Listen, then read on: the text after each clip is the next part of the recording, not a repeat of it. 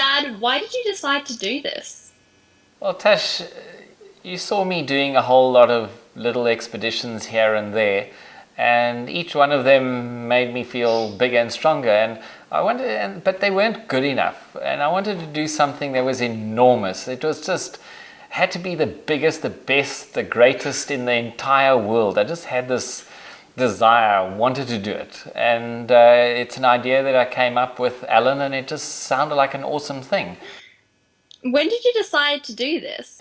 Well, the idea sort of popped up, a few, let's say a year or two before I met Alan. And then Alan and I started flying expeditions around southern Africa, doing our own trips with the microlight all over southern Africa. And then, somehow the conversation came up. And then he said, yes, we should do this and do that. And between the two of us, we formulated this idea to basically fly the longest possible distance around the entire world that anybody's ever done on an aeroplane and cover every single continent. It was kind of one of those beat that if you can. And of course, don't like to admit it, but it was over some beers, so that caused a little bit of trouble, when the egos and the beers get mixed up. It does cause trouble. I was just thinking, I wonder if that's why he stopped drinking, so he doesn't come up with any more ideas like this. Probably. Save myself from myself. So how old was I when all of this happened?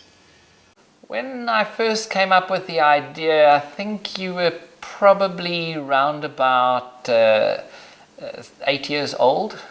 And it was awesome when I told you, I kind of sat you down and said, look, Tash, I'm planning on doing this. And you looked at me unsure of what I was about to tell you. But then as I told you, this is going to be a world record, the biggest in the world, you just beamed. Your smile was just awesome to see. And he said, Dad, does that mean you're going to be in the Guinness Book of Records? Yes, my dad. And he was so excited. It was awesome to see your reaction.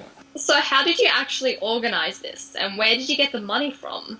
It took us 3 years to plan and to organize. It was really, really hard work to get it done.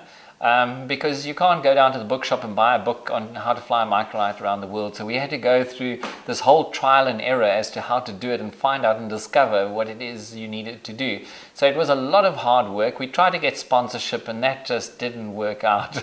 Nobody wanted to know our story. So basically, I'm sorry to say, I dipped into your inheritance and spent some of it.